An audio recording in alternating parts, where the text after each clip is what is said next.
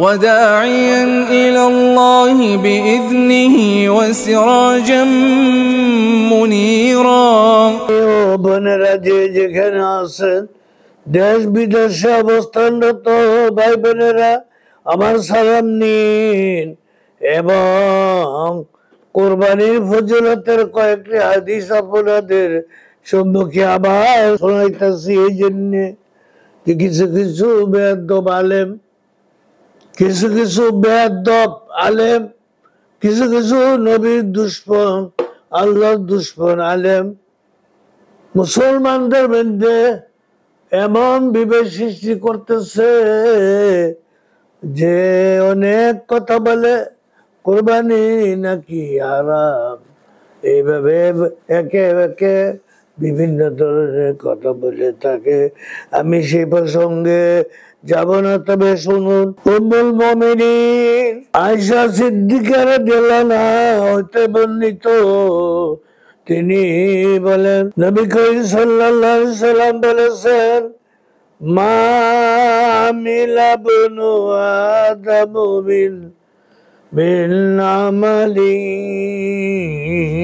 ইয়াওমা নাহরি আশাব্বা ইলাল্লাহি মিন ইরাকিদ দাম।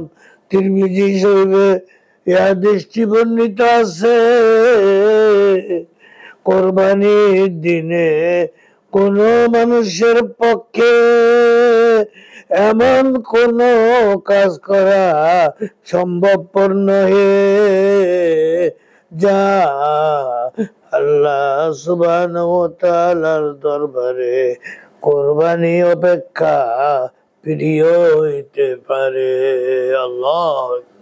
উম্মুল মুমিনিন হযরত আয়েশা সিদ্দিকা রাদিয়াল্লাহু আনহা আরো বলেন, রাসূলুল্লাহ সাল্লাল্লাহু আলাইহি সাল্লাম বলেছেন, কুরবানির পশুর শিং, পশম, খুর সবকিছুই কিয়ামতের দিনে আল্লাহর দরবারে উপস্থিত করা হবে এবং কুরবানির পশুর জবাকালীন রক্ত মাটিতে গড়াইয়া পড়ার পূর্বে আল্লাহ সুবহানাহু ওয়া তাআলার নিকট কবুল হইয়া যায়। সুতরাং তোমরা সচ্ছল মনে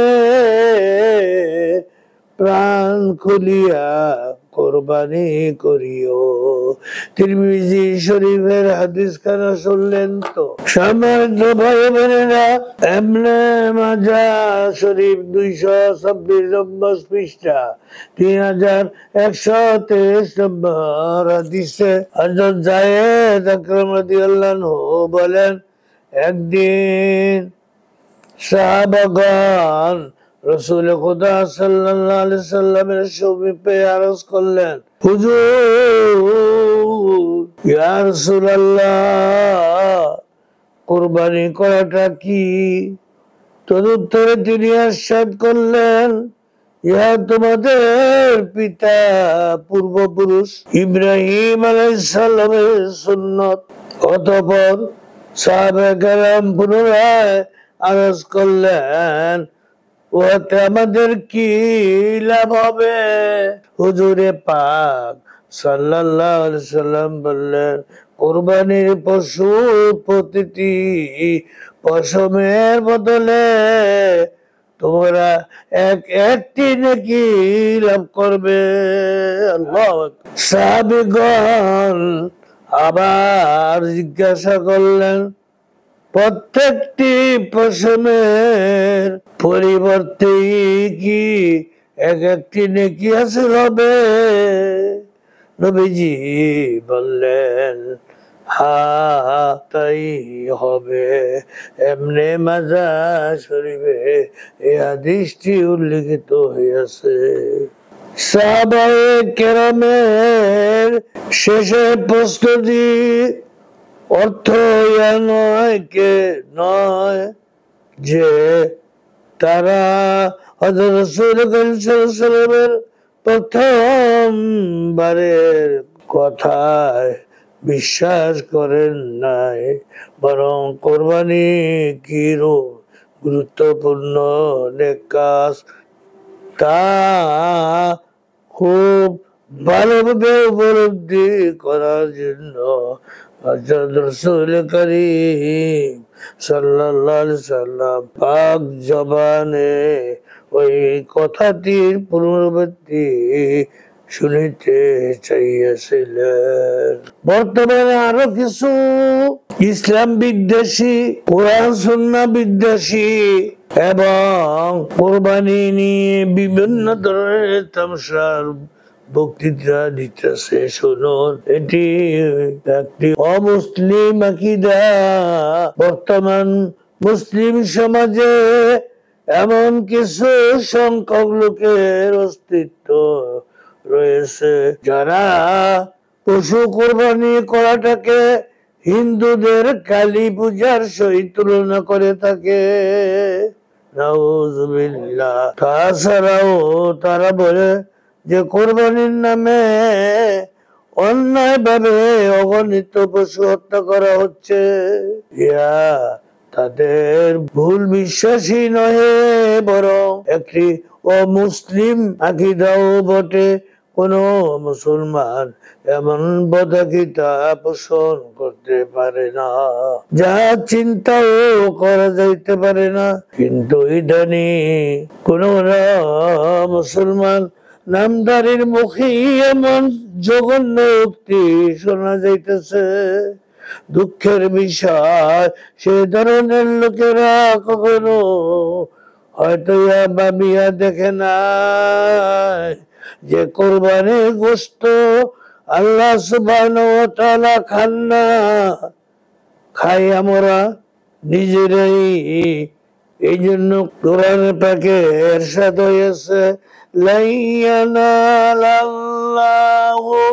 লুহুমুহা ওয়ালা দিমাউহা ওয়ালাকিন ইয়ানালাল্লাহু ওয়ালা দিমাউহা ওয়ালাকিন ইয়ানালুহু তাকওয়া মিনকুম।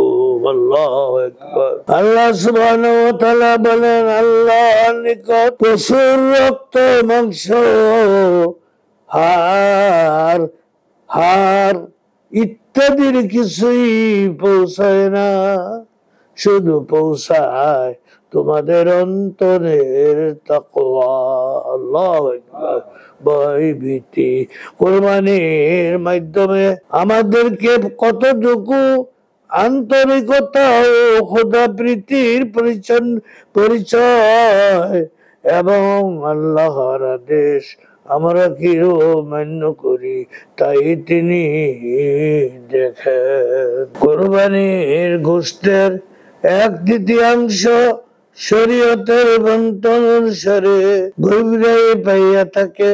কোরবানির চামড়ার উপরও গরিব মিসকিনদের হক বা দাবি করে থাকে, দাবি কায়েম করা হইয়াছে। অথচ কোরবানি বৃদ্ধবাদীরা নিজেদের বিবাসাদী অন্যান্য উৎসাহিতে এবং নিজেদের প্রাত্যহিক খাবারের জন্য হাজার হাজার পশু জবাই করে। তখন তারা প্রাণী হত্যার জন্য দুঃখিত হয় না, আপত্তি করে কেবল আল্লাহর দেওয়া পশু তারই সন্তুষ্টির জন্য কোরবানি করার বেলায় আফসোস তাদের। যে সমস্ত বর্তমান যুগের আলেমরা এই সমস্ত বিভিন্ন ধরনের কথা বলে আমাদেরকে, মুসলমান ভাই বোনদেরকে বিভ্রান্তি করতেছে, শুনুন, আফসোস তাদের এই দিন স্বার্থপরতা, পক্ষপাতিত্ব